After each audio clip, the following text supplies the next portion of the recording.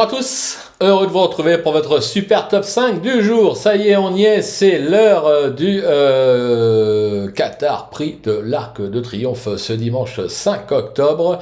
On va sacrer le meilleur galopeur du monde, un groupe 1 pour 3 ans et plus qui va se jouer sur les 2400 mètres de la grande piste avec 5 millions d'allocations. Alors qui pour succéder à Blue Stocking? À chacun les siens. Petite info dernière minute, on a un non partant avec Estrange, le numéro 7, probablement dû à son mauvais numéro dans les stalles, le 18. Donc ce numéro, on l'oublie, ils seront 17 à prendre part au départ de cet arc. Mais avant de vous délivrer mon pronostic, ne passez pas à côté du nouveau challenge de Genibet, les 15 défis de l'arc qui va se dérouler du samedi 4 au dimanche 19 octobre prochain, avec plein de défis à relever et donc plein de bonus à gagner. Comme toujours, conditions et règlements sur le site de Genibet. Ne passez pas également à côté de la tirelire Genibet, 150 000 € à se partager pour les gagnants et uniquement ceux qui trouveront l'ordre de ce super top 5 ce dimanche sur l'hippodrome de Paris-Longchamp. Vous pouvez également vous abonner à notre chaîne, c'est important. Pour cela, il suffit d'activer toutes les notifications. Vous allez cliquer dans la cloche, une chaîne où vous nous retrouverez dès vendredi pour décrypter, analyser tous les partants en détail de cet arc de triomphe avec Flo Gautreau et Naofel Flayou. On a rubriqué ce module vidéo, on va parler des japonais, on va parler des chevaux qui n'ont encore jamais couru sur 2004, les codes des boucles, enfin plein de rubriques qui devraient logiquement, je pense, vous séduire. Flo Gautreau, vous le savez, vous le retrouverez également sur les réseaux sociaux et au passage, un petit like pour l'émission, ça fait toujours plaisir. Allez, on attaque. Je vous parle de mon pronostic et bien sûr, restez bien avec moi jusqu'à la fin de l'émission pour connaître mes impasses. En tête, ce sera le 18, Gézora, et oui, prise de risque. Le 10, Aventure. Le 17, Mini Hawk. Le 13, Qualificar. Le numéro 11, Dariz. Et le 9, Kalpana. On passe sur l'analyse, c'est parti avec ma pépite, le 18, Gézora.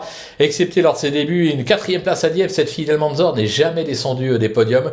Elle s'est fait remarquer en remportant les réservoirs à Deauville avant de se faire un nom dans le Auguste Rodin à Longchamp et d'être sacrée dans le Diane en juin dernier. Elle n'a pas été ridicule pour ses premiers pas sur la distance dans le Vermeil avec une 2e place à la clé. Francis-Henri Graffard l'annonce au top. Moi, je pars très confiant. Mon coup de cœur, le 10, Aventure. Cette fille de 6 Star a déjà prouvé un brin de classe. Elle a remporté son premier groupe dans le Royaumont avant de se classer 4e du Diam sans bénéficier du meilleur des parcours. Elle a ensuite enchaîné 2 2e places dans le Vermeil et dans l'Arc 2024. Cette année, elle a trouvé que Calandagan pour la devancer dans le Grand Prix de Saint-Cloud avant de remettre les compteurs à zéro avec la manière dans le Vermeil. Son entourage l'attend marcher sur les traces de sa compagne de couleur Solemia, dernière Vertemer et Frères à avoir remporté ce groupe 1 en 2012. Le bruit d'écurie, bien évidemment le 17, Mini Hawk. Ce fils de Frankel, présenté par Aidan O'Brien, semble suivre le chemin du Craig Cannibal. Il se présente en effet avec un même parcours que son aîné en 2017, puisqu'avant de prendre le départ de l'Arc, il avait enchaîné une victoire dans le Chelsea Hawk à Chester, puis les Hawks à Epsom, les Irish Hawks au Curragh, et enfin les Yorkshire Hawks à York. Mini Hawk, il a fait exactement la même chose. Les boucs l'ont installé favori, ou on va dire co-favori avec Aventure. On a peut-être affaire à un phénomène. Le repéré, le 13, Qualificar. Ce Godolphin qu'entraîne André Fabre s'est pleinement révélé cette année à l'occasion de sa victoire dans le Prix de la Force, enchaîné par un nouveau succès dans le Guiche. Ce fils de Lope de Vega est tombé sur un os avec Camille Pissarro dans le Jockey Club, mais son récent succès acquis dans le Niel a fini par convaincre les plus sceptiques. Attention, il peut s'imposer. Le coup de poker, le 11, Dariz, seul représentant de la Kazakh de la succession à Gacan. Il a débuté ses carrières sur les chapeaux de roue en enchaînant 4 succès, dont le Génadan à Saint-Cloud en juin dernier. Ce protégé de Francis-Henri Graffard a ensuite été tenté sa chance outre-Manche avec à la clé une 6e place dans les Jeux du Monde International Stake à York. Il vient d'échouer d'un rien contre tête face à Croix du Nord dans le Prince d'Orange à Longchamp. Ses origines par 6 Star et Dariekana poussent à croire qu'il n'aura pas de problème de tenue. Si le terrain n'est pas trop souple, attention à sa candidature. Et enfin, ma petite trouvaille, ce sera le 9, Kalpana. Cette véritable métronome n'est encore jamais descendue des podiums depuis ses débuts, après 12 tentatives. Elle affiche à son palmarès 5 succès dans des groupes 1. Les British Champions Philip Marr Stake à Ascot l'an dernier, avant de se placer dans la Gold Cup et les Pretty Polly Stake au Curragh et les King George VI and Queen Elizabeth Stake à Ascot. On est sûr que cet élève d'Andrew Baldwin tient la distance. Ne la sous-estimez pas, surtout qu'elle m'a fait répéter mon anglais.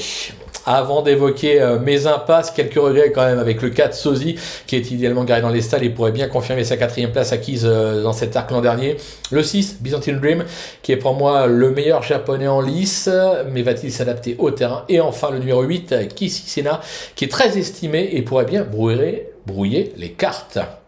Bon. Maintenant, il est temps de parler des impasses. Franchement, jamais facile de faire des impasses dans un groupe A, et notamment dans l'arc, mais la prise de risque fait partie du métier.